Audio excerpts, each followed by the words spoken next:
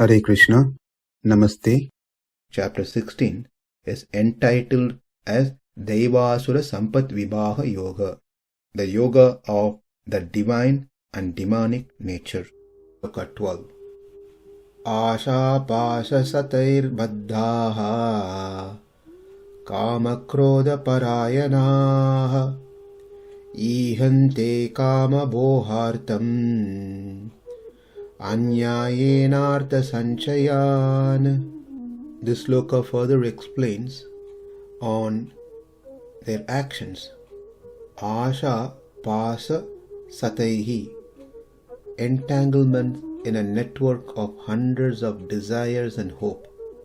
Āśā means desire, pāśa means rope, śatair means hundreds, baddhāḥ means bound.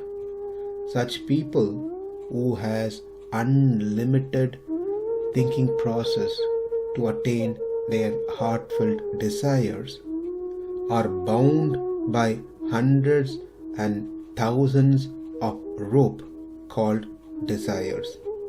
It's like a network of ropes which cannot be untied, which cannot be cut. Kāma of lust, krodha and anger, parāyaṇāḥ, having as their principal means. That means they have taken shelter of kāma and krodha, desire and anger. Kāma-bhogārtham, for the purpose of sense enjoyment. Anyāyenārtha, through unfair means, that is illegally. Artha-sañcayān, to accumulate wealth in multiple ways. īhante, they desire and strive. Translation: bound by a network of hundreds of thousands of desires and absorbed in lust and anger, they secure money by illegal means for sense gratification. āśā-pāśa-śatair baddhāḥ, they are bound by strong ropes in the form of desires. These ropes are innumerable. Rope here represents desire. That means innumerable desires in the form of rope. Usually, if a person is being tied by ropes, one can easily release him by simply cutting the rope by a knife. But the rope called desire cannot be severed with a knife. Why? Because there are uncountable ropes. As the object of desires are uncountable, the desires are also countless. The objects of desires are to satisfy the senses, the sense of sound, the sense of touch, the sense of form, the sense of taste, the sense of smell. Object to satisfy the eyes are unlimited. There are beautiful forms, beautiful places, wonderful things. If we just take beautiful form, within that there are countless beautiful forms. For children, toys of different forms are attractive.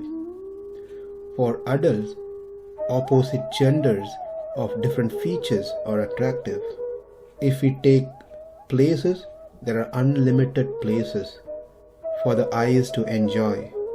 Likewise, objects to satisfy one's tongue are innumerable as well.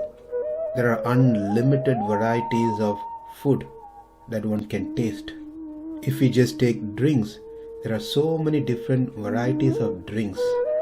Drinks made of fruits, drinks made of artificial things, drinks made of milk, drinks made of vegetables, and many. Likewise, solid food, which are also innumerable. Likewise, objects to satisfy one's ear by hearing sounds, object to satisfy one's skin by touching things, and object to satisfy one's smelling sense also has innumerable fragrances. Therefore it is said the objects of desires are numerous, the desires are also countless. One thinks about the action, whereas desire is about the end result, the fruit of the action. Hence, such people thinking process is also numerous, and his desires are also numerous. For such people, what is their base? What is their shelter? Kāma-krodha-parāyaṇāḥ. They have taken the shelter of passion and anger. The ayana in parayana means āśrayam. Āśrayam means resort or shelter. The asuric persons taken shelter of passion and anger. Actually, the asuric persons also do not want to be angry. Not that they want to be angry all the time. Their only goal is wanting to gratify their desires, which is only their highest goal. When they are not able to attain the desired object, they try to get it through anger. When desire is not accomplished, it manifests as anger. That covers the first half of the sloka. The second half of the sloka explains īhante kāma-bhogārtham anyāyenārtha-sañcayān. Kāma-bhogārtham. They don't have any clue of what is actual purushartham. For them, kāma-bhogārtham. From the previous sloka, we learned their highest goal of life is to fulfill their desire of sense pleasure in various forms. For that reason, they use their resources, whatever the resources that they have, money, house, job, people, etc., for the enjoyment of desired objects. The resources that one has, whether it is one's job, education, money, family members, friends, house, car, any of these resources must be used in worship of the Lord as the means of liberation, which is the highest goal of life for those who are born as humans. But these people put all their resources in the form of money, time and energy to use for their sense pleasure, to satisfy their senses. How do they get these resources? Anyāyena, by foul means, by cheating others, by stealing from others, investing money in wrong places. If the wealth is earned by proper means, it will not only be used for material enjoyment, it will be used for some good causes as well. We all know that. But these people who earn their wealth by improper means uses them only for improper purpose, improper desires. Artha-sañcayān īhante. They try to accumulate heaps of money by all illegal means, that is against the dharma. To summarize, the cause of all this due to they being tied up by hundreds and thousands of ropes of desire, and their constant companion are passion and anger. They strive to accumulate wealth by foul means to enjoy sensual pleasures. Let's try to compare the divine and demoniac side by side.